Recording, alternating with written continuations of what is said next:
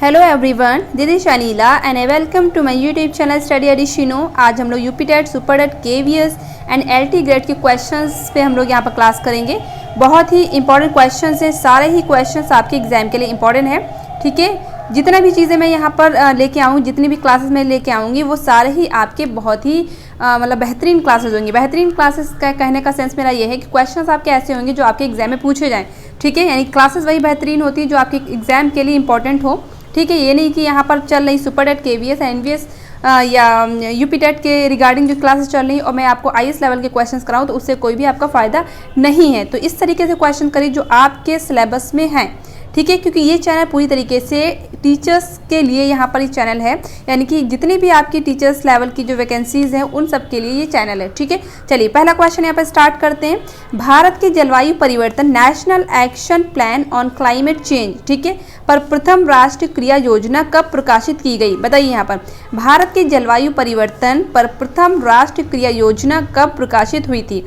Option है आपके 2008 में, 2012 में, 2014 में या 2015 में।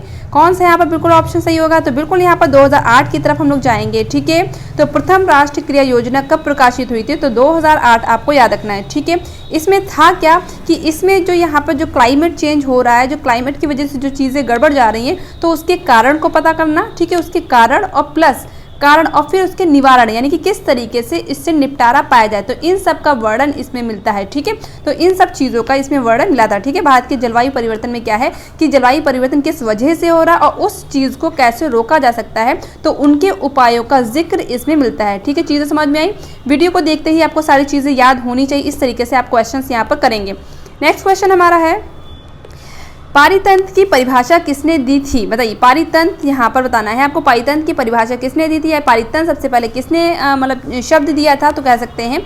तो ये ऑप्शन है यहाँ पर ऑर्थर टांसले हो जाएंगे, रिटर हो जाएंगे, रॉय क्लेपहैम हो जाएंगे या जॉन बारदीन हो जाएंगे। तो बिल्कुल यहाँ पर आपको मैंने बताया था, जब मैंने आपको पारिस्थितिकी तंत्र पढ़ाया था तो मैंने आपको बताया था पारिस्थितिकी तंत्र के कौन से हो जाएंगे, टांसले हो जाएंगे। ठीक है, तो इस तरीके से यहाँ पर पारितंत्र बोले, पारिस्थितिकी तंत्र बोले, बात एक ही है।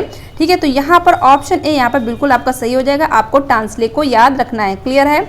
बहुत ही इंपॉर्टेंट क्वेश्चन है। ठीक है, अक्सर एग्जाम में ये क्वेश्चन पूछा जाता है। ठीक है, पर्यावरण से संबंधित ये क्वेश्चन है। ठीक है, क्वेश्चन है। ओके, नेक्स्ट क्वेश्चन हमारा है, एक मिनट, नेक्स्ट क्वेश्चन हमारा है क्वेश्चन नंबर 2 की तरफ हम लोग हैं।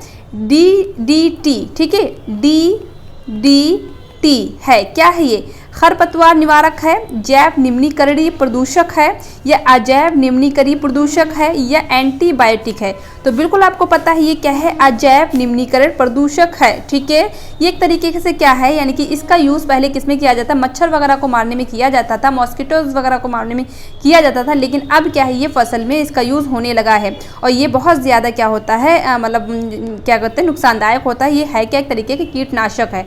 ठीक है, इसकी फुल फॉर्म क्या है, इसको भी याद रख सकते हैं आप। मैं लिखती हूँ, चीज़ें आपको हो सकता है समझ में आ जाए। तो डाइक्लोरो, ठीक है, लिख लीजिएगा। हो सकता है आगे चल के आपका जो है एग्जाम में बहुत लंबी स्पेलिंग है तो ध्यान से लिखिएगा।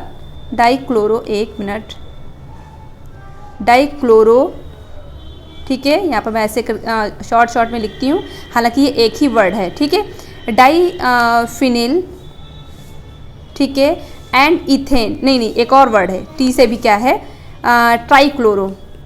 ये एक ही वर्ड है, मैंने अलग अलग इसलिए लिखा है जिससे कि आप लोग यहाँ पर याद कर सकें। ठीक है, इथेन, तो ये एक तरीके क्या है, ये क्या है, कीटनाशक है। ठीक है, ये एन है, ये कीटनाशक है जो पहले क्या है मच्छर वगैरह के लिए यूज़ होता था, लेकिन अब क्या है फसल वगैरह में यूज़ होने लगा है। क्लियर है? नेक्स्ट क्वेश्चन की तरफ हम लोग चलें। नेक्स्ट क्वेश्चन है क्वेश्चन नंबर 4, पारिस्थितिकी तंत्र एवं प्राकृतिक अधिवासों का संचरण तथा उनके प्राकृतिक वातावरण में, ठीक है, प्रजातियों की जीवनक्षम जनसंख्या का रखरखाव एवं प्रतिप्राप्ति के लिए प्रयुक्त होता है। यहाँ पर बताइए कौन सा ऑप्शन यहाँ पर बिल्कुल सही हो जाए। क्वेश्चन को पहले समझिए, क्योंकि सबसे पहले क्वेश्चन को समझना ही बहुत ज़रूरी होता है। बताइए यहाँ पर पारिस्थितिकी तंत्र एवं प्राकृतिक अधिवासों का संचरण, ठीक है, उनके प्राकृतिक वातावरण में प्रजातियों की जीवनक्षम, ठीक है, जनसंख्या, ठीक का रखरखाव एवं प्रतिप्राप्ति के लिए प्रयुक्त पद है। तो ऑप्शन से यहाँ पर कोड संरक्षण हो जाएगा, स्वस्थानीय संरक्षण हो जाएगा, अपस्थानीय संरक्षण हो जाएगा या परिधीय संरक्षण हो जाएगा। ठीक है, तो बिल्कुल यहाँ पर कौन सा ऑप्शन सही हो जाएगा, स्वस्थानीय संरक्षण यहाँ पर राइट आंसर हो जाएगा। ऑप्शन बी की तरफ हम लोग यहाँ पर जाएंगे। क्लियर है, ऑप्शन बी यहाँ पर बिल्कुल राइट ऑप्शन होगा। क्लियर है। नेक्स्ट क्वेश्चन हमारा है क्वेश्चन नंबर 5। जब कोई व्यक्ति ट्रेन द्वारा अहमदाबाद से केरल की यात्रा करता है, ठीक है, जब कोई व्यक्ति अहमदाबाद से केरल की ओर मतलब यात्रा करता है, ठीक है, तब वह अनेक सुरंगों को पार करता है। ये सुरंगें डैश पर, यहाँ पर देखिए क्वेश्चन आपसे ये पूछा गया है कि यहाँ पर अहमदाबाद से जब केरल के बीच में आप ट्रैवल करते हैं तो उसके बीच में कौन सी सुरंगें पड़ती हैं और वो जो सुरंगें हैं वो कहाँ पर हैं, ठीक है, किस मतलब पर्वतों में है। ठीक है, ये आपका है। तो जब आप अहमदाबाद से केरल में आप जब मतलब ट्रैवल करते हो तो आपको एक तो मिलता है आपका थाल घाट मिलता है, लिखते चलिए, थाल घाट मिलता है। अब थाल घाट कहाँ है ये भी याद रखिए, थाल घाट आपका पड़ेगा महाराष्ट्र में। ठीक है, थाल घाट आपका कहाँ पड़ेगा, महाराष्ट्र में पड़ेगा। ठीक है, फिर इसके बाद आपका कौन सा पड़ेगा, भोर घाट। ठीक है, थाल घाट, भोर घाट भी आपका महाराष्ट्र ही हो जाएगा। फिर इसके बाद पड़ेगा आपका पाल घाट। ठीक है, पाल घाट। अब पाल घाट कहाँ पड़ता है, तो ये पड़ता है कहाँ पड़ेगा, केरला में पड़ेगा। ठीक है, तो थाल घाट और भोर घाट आपका महाराष्ट्र हो जाएगा, पाल घाट क्या हो जाएगा, केरला। और ये जो तीनों ही जो सुरंगें हैं ये कहाँ पर किस पे हैं, तो ये आपके हैं किस में हैं, पश्चिमी घाट में आती हैं। किसके अंतर्गत आती है, पश्चिमी घाट के अंतर्गत आती हैं। तो यही आपका आंसर यानी कि यही आपका ऑप्शन सही हो जाएगा, पश्चिमी घाट। क्लियर है। इसी वजह से इन्होंने डायरेक्ट क्वेश्चन ना पूछ करके थोड़ा सा क्वेश्चन को घुमा दिया। ठीक है, तो अहमदाबाद से केरल के बीच में थाल घाट, भोर घाट, पाल घाट ये कहाँ पर स्थित है, तो आपके पश्चिमी घाट में स्थित है। क्लियर है, बिल्कुल आपको ऑप्शन यहाँ पर क्लियर हो गया होगा। आपसे ये भी क्वेश्चन पूछा जा सकता है कि थाल घाट कहाँ पर है, तो महाराष्ट्र, भोर घाट कहाँ है, तो महाराष्ट्र, और आपका पाल घाट कहाँ है, तो केरला। इस तरीके से भी क्वेश्चन पूछा जा सकता है। तो क्वेश्चंस को आपको जो डिस्क्रिप्शन आपको दिया जाता है उसके हिसाब से भी आपको क्वेश्चंस याद करने हैं। क्लियर है। नेक्स्ट क्वेश्चन हमारा है, भारत में किस प्रकार के वन का क्षेत्रफल सर्वाधिक है। यानी कि भारत में आपको पता है हर तरीके के वन पाए जाते हैं, लेकिन आपको बताना है कि सबसे ज्यादा यानी कि सर्वाधिक मात्रा में किस प्रकार के वन यहाँ पर पाए जाते हैं। ऑप्शन है आपके उष्णकटिबंधीय आर्द्र पर्णपाती वन, उष्णकटिबंधीय वर्षा वन, मैंग्रोव वन या पर्वतीय वनस्पति वन। तो देखिए ये चारों ही तरीके के वन हमारे यहाँ भारत में पाए जाते हैं, लेकिन सबसे ज़्यादा जो है सबसे ज़्यादा सबसे ज़्यादा क्षेत्रफल में कौन से वन आपको पाए जाते हैं, ये क्वेश्चन पूछा गया है। तो ठीक है, बिल्कुल आपको अच्छे से पता है। तो यहाँ पर ऑप्शन ए बिल्कुल सही हो जाएगा, उष्णकटिबंधीय आर्द्र पर्णपाती वन। ठीक है, आप लोग अपने आंसर चेक करते रहिएगा, लास्ट में मुझे बताइएगा कि आपके कितने क्वेश्चंस यहाँ पर सही हो रहे हैं। जितने भी क्वेश्चंस हैं बहुत ही ज़्यादा इंपॉर्टेंट, इसी तरीके से आपको क्वेश्चंस देखने को मिलेंगे एग्जाम में। जो पर्णपाती वन होते हैं वो क्या होते हैं, साल भर में एक बार अपने पत्तों को गिराते हैं। तो उष्णकटिबंधीय आर्द्र पर्णपाती वन का जो क्षेत्रफल भारत में सबसे ज़्यादा है। ठीक है, इस वजह से यहाँ पर ऑप्शन नंबर ए यहाँ पर बिल्कुल राइट ऑप्शन हो जाता है। क्लियर है। नेक्स्ट क्वेश्चन की तरफ हम लोग चलते हैं। क्वेश्चन नंबर 7 है हमारा। देखिए यहाँ पर आगे ज़्यादा बातें ना करके सिर्फ क्वेश्चन हम लोग जल्दी जल्दी करते हैं। ठीक है, आगे आपको आने वाले टाइम में आपको डिटेल भी क्लासेस मिलेंगी, तो आप लोग बिल्कुल चैनल को सब्सक्राइब कर सकते हैं। अगर आप super TET, UP TET, KVS या LT ग्रेड, ठीक है, तो इस तरीके से आप जो है एग्जाम की प्रेपरेशन करना चाहते हो तो आप चैनल को सब्सक्राइब कर लीजिए। आपको सारी ही चीज़ें बहुत ही मतलब बेहतरीन मिलेंगी। अभी जब मैं डिटेल स्टार्ट करूँगी तो वो आपको बहुत ज़्यादा पसंद आएगा। और जितना भी सिलेबस होगा सिर्फ आपका जो भी सिलेबस दिया गया सुपर टेट उसी के हिसाब से चीज़ें यहाँ पर होंगी, एक्स्ट्रा चीज़ें यहाँ पर कुछ भी नहीं होंगी। क्लियर है। दक्षिणी गोलार्ध का सबसे लंबा दिन, अब देखिए यहाँ पर पूछा गया है जैसे कि आपका जो पृथ्वी है 2 पार्ट में डिवाइड है, एक तो आपका उत्तरी गोलार्ध, एक तो आपका दक्षिणी गोलार्ध। ये आपका उत्तरी गोलार्ध हो जाएगा, ये आपका दक्षिणी गोलार्ध हो जाएगा। ठीक है, तो यहाँ पर पूछा गया दक्षिणी गोलार्ध में सबसे लंबा दिन कौन सा होता है। तो दक्षिणी गोलार्ध में जो सबसे लंबा दिन है वो 22 दिसंबर को होता है। ठीक है, कब होता है, 22 दिसंबर को होता है, याद रखिएगा। ठीक है, 22 दिसंबर को दक्षिणी गोलार्ध में सबसे लंबा दिन होता है, इस वजह से 22 दिसंबर को उत्तरी गोलार्ध में सबसे छोटा दिन होता है। ठीक है, ऐसे भी याद रखिए 22 दिसंबर आपका दक्षिणी गोलार्ध में सबसे लंबा दिन होता है। ठीक है, तो इसी का जस्ट उल्टा इसमें क्या हो जाता है, 22 दिसंबर को उत्तरी गोलार्ध में सबसे छोटा दिन होता है। ये दोनों ही क्वेश्चन आपके एग्जाम के लिए इंपॉर्टेंट हैं। नेक्स्ट क्वेश्चन हमारा है, इसका आंसर आपको समझ में आया, इसका आंसर ये वाला था। ठीक है, नेक्स्ट क्वेश्चन हमारा है, कौन सा सुमेलित नहीं है। अब यहाँ पर देखिए मेले दिए हैं और यहाँ पर क्या दिए हैं, राज्य दिए हैं। अब आपको बताना है कि यहाँ पर कौन सा मेला किस स्टेट में पड़ता है। अंबाजी मेला आपका गुजरात में पड़ता है कि नहीं पड़ता है, माघ मेला उत्तर प्रदेश में पड़ता है कि नहीं पड़ता है, नैना देवी मेला असम में पड़ता है कि नहीं पड़ता है, बटेश्वर मेला राजस्थान में पड़ता है कि नहीं पड़ता है। अब आपको बताना है इसमें से कौन सा राइट आंसर नहीं है, ठीक है, यानी कि कौन सा सुमेलित नहीं, ये आपको बताना है। तो आपको अच्छे से पता है कि अंबाजी मेला आपका गुजरात में है, क्लियर है। बटेश्वर मेला भी आपका राजस्थान में है। नैना देवी मेला अभी है नहीं, इसको देखेंगे। माघ मेला आपका उत्तर प्रदेश में है। तो आपका जो नैना देवी मेला यानी कि नैना देवी जो मंदिर है वो आपका कहाँ है, हिमाचल प्रदेश में है, ठीक है। तो इस वजह से यहाँ पर असम बिल्कुल यहाँ पर गलत आंसर हो जाएगा, यहाँ पर पूछा ही गया है नहीं, तो यहाँ पर कौन सा हो जाएगा, तो हिमाचल प्रदेश हो जाएगा, ठीक है। नैना देवी मेला आपसे पूछा जाए कहाँ पड़ता है, तो आपको याद रखना है हिमाचल प्रदेश में पड़ता है। अंबाजी मेला कहाँ पड़ता है, तो आपका गुजरात में पड़ता है। माघ मेला आपका उत्तर प्रदेश में हो जाएगा। बटेश्वर मेला आपका राजस्थान, ठीक है। मेले वगैरह से आपके क्वेश्चन पूछे जाते हैं, तो आप बिल्कुल यहाँ पर इन सब चीज़ों को याद कर लीजिएगा, ठीक है। स्थापत्य कला से चीज़ें आपकी अक्सर पूछी जाती हैं, तो इस तरीके से चीज़ें आपको याद करना है। एक क्वेश्चन से आपको कई आंसर्स निकालने हैं, यानी कि एक क्वेश्चन ये हो गया, एक क्वेश्चन ये होगा। अभी मैंने नैना देवी भी बता दी हिमाचल प्रदेश, ठीक है, तो वो भी एक हो गया और ये भी एक हो गया, ठीक है। इस तरीके से सारे ही क्वेश्चंस आपको लर्न करने हैं और साथ साथ में ही लर्न करने हैं, क्लियर है, क्योंकि सिलेबस ज़्यादा होता है तो आप साथ साथ में लर्न करते चले। नेक्स्ट क्वेश्चन हमारा है अल-बुरूनी जिस देश से आया उसका नाम क्या, यानी कि अल-बुरूनी जो आया था वो भारत में आया था, तो किस देश से आया था ये आपको बताना है, ठीक है। अल-बुरूनी किस देश से भारत में आया था, तो उज़्बेकिस्तान हो जाएगा, ओमान हो जाएगा, अफगानिस्तान हो जाएगा या बांग्लादेश हो जाएगा। बताइए इसमें which one is the right option of this question, बताइए जल्दी से, यहाँ पर कौन सा हो जाएगा। बिल्कुल यहाँ पर उज़्बेकिस्तान से आया था, ठीक है। तो उज़्बेकिस्तान से अल-बुरूनी यहाँ पर आया था, भारत में आया था। किसके साथ आया था, तो आपको पता है महमूद गजनवी के साथ भारत में आया था। किसके साथ, महमूद गजनवी के साथ भारत आया था, ठीक है। ये भी आपको याद रखना है, क्लियर है। कहाँ का था ये, उज़्बेकिस्तान का था। ये यहाँ पे ये भी याद रखिएगा, अल-बुरूनी की एक पुस्तक है, पूछी जाती है अक्सर, तारीख़-ए-हिंद, ठीक है। तारीख़-ए-हिंद पूछी जाती है, ये आपको याद रखना है। एक मिनट, तारीख़-ए-हिंद अगर पुस्तक पूछी जाए आपको याद रखना है किसकी है, तो ये किसकी है, अल-बुरूनी की है, क्लियर है। नेक्स्ट क्वेश्चन हमारा है, क्वेश्चन नंबर नेक्स्ट पे हम लोग चलते हैं, एक मिनट। नेक्स्ट क्वेश्चन हमारा क्वेश्चन नंबर 9 हमारा है, क्लियर हुआ, हाँ। नेक्स्ट क्वेश्चन, क्वेश्चन नंबर 10, राष्ट्रपति द्वारा राज्यसभा में, सॉरी राजस्थान नहीं, राज्यसभा में राष्ट्रपति द्वारा राज्यसभा में कितने सदस्य मनोनीत होते हैं। आपको पता है संसद के 2 सदन हैं, लोकसभा एंड राज्यसभा, ठीक है। लोकसभा आपका क्या होता है, निम्न सदन होता है, और राज्यसभा क्या होता है, आपका उच्च सदन होता है। तो राज्यसभा में जो है राष्ट्रपति के द्वारा कितने सदस्य मनोनीत किए जाते हैं, क्वेश्चन आपका ये, यहाँ पर लोकसभा नहीं है, ठीक है। राज्यसभा में राष्ट्रपति द्वारा कितने सदस्य मनोनीत किए जाते हैं, 12 सदस्य मनोनीत किए जाते हैं। राज्यसभा में अगर कुल सदस्यों की बात करें, ये याद रखिएगा, राज्यसभा में अगर कुल सदस्यों की बात करें तो आपको याद रखना है राज्यसभा में, देखिए यहाँ पर मैं लिखती हूँ तो जिससे आपको और अच्छे से चीज़ें याद होती हैं, ठीक है।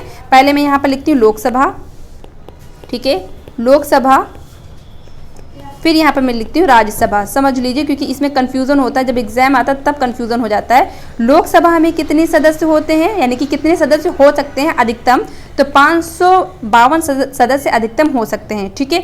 राज्यसभा में अधिकतम सदस्य कितने हो सकते हैं, 250 हो सकते हैं। प्रेजेंट टाइम में सदस्यों की संख्या, लोकसभा में प्रेजेंट टाइम में सदस्यों की संख्या कितनी है, 545 है, और राज्यसभा में सदस्यों की संख्या प्रेजेंट टाइम में कितनी है, तो 245 है, ठीक है। ये आपको याद रखना है, ठीक है। लोकसभा में सदस्यों की संख्या अधिकतम कितनी हो सकती है, 552, और राज्यसभा में अधिकतम संख्या कितनी हो सकती है, 250, लेकिन प्रेजेंट टाइम में 545 है लोकसभा में, और राज्यसभा में कितने, 245 है, जिसमें क्या है, राज्यसभा में 12 जो सदस्य राष्ट्रपति मनोनीत करता है, और लोकसभा में जो है 2 सदस्य राष्ट्रपति मनोनीत करता है, जो एंग्लो इंडियन वाले होते हैं, ठीक है। चीज़ें अगर आपने पढ़ी होंगी लोकसभा राज्यसभा तो आपको अच्छे से समझ में आ गया होगा, हालांकि मैं डिटेल में बाद में आपको पढ़ाऊंगी। ओके, नेक्स्ट क्वेश्चन हमारा है, एक शिक्षक प्रत्येक बच्चे को अपने घरों की रद्दी सामग्री से कुछ उपयोगी वस्तु बनाने को कहता है।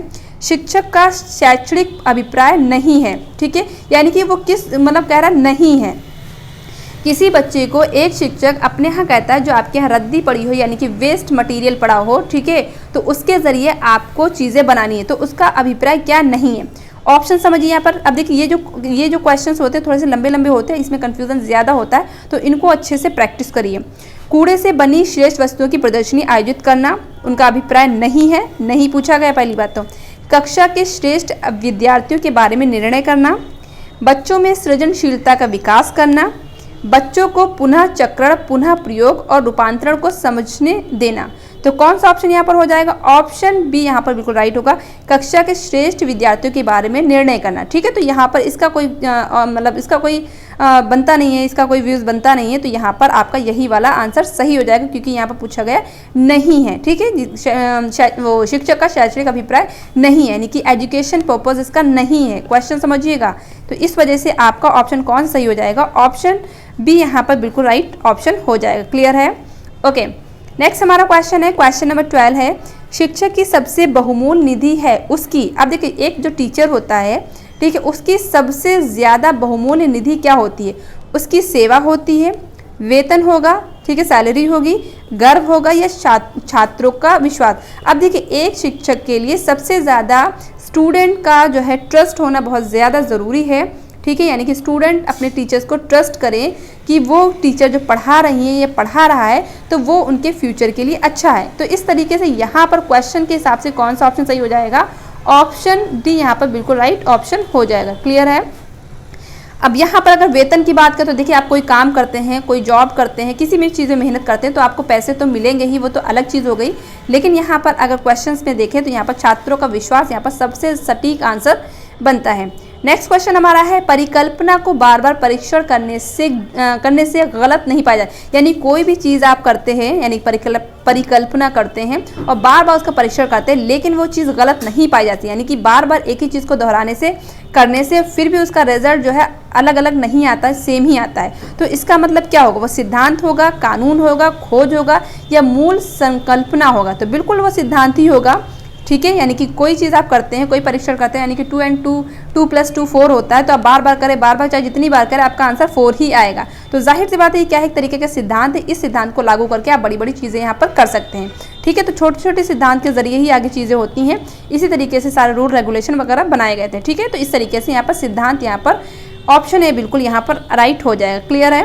नेक्स्ट क्वेश्चन हमारा है, क्वेश्चन नंबर 14, निम्नलिखित में से सबसे उपयुक्त शिक्षण विधि क्या है? यानी कि टीचिंग मेथड आपका सबसे अच्छा क्या होगा?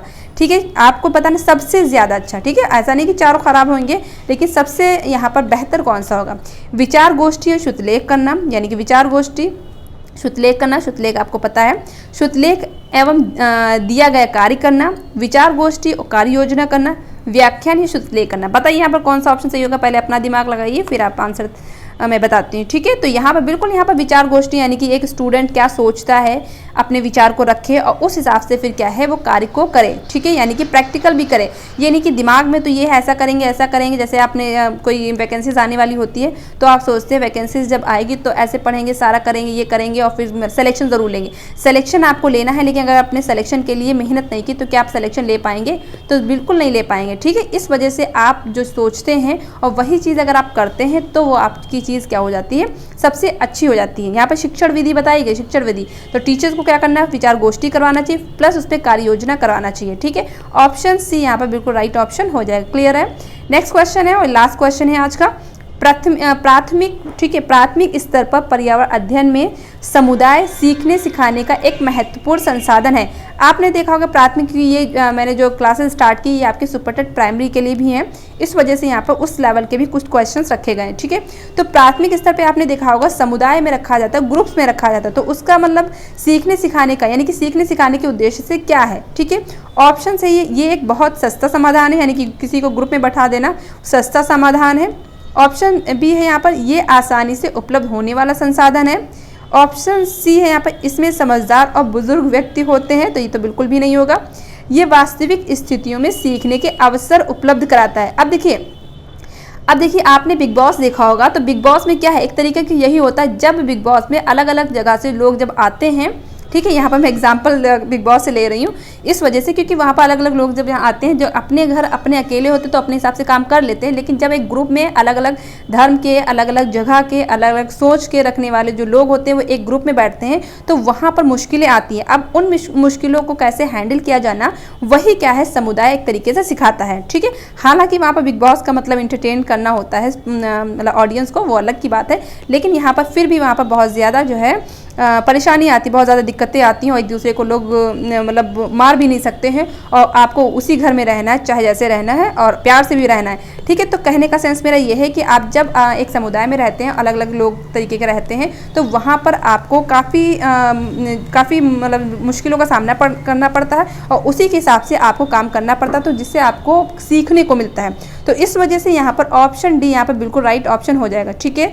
तो आज हम लोगों ने 15 क्वेश्चंस यहाँ पर कंप्लीट कर लिए। आपको कैसे क्वेश्चंस लगे, आपको मेरा समझाने का तरीका कैसा लगा, आप कमेंट बॉक्स में लिख सकते हैं। ठीक है, चलिए सभी को जय हिंद, जय Bharat. Thank you so much for watching my video. Thank you so much.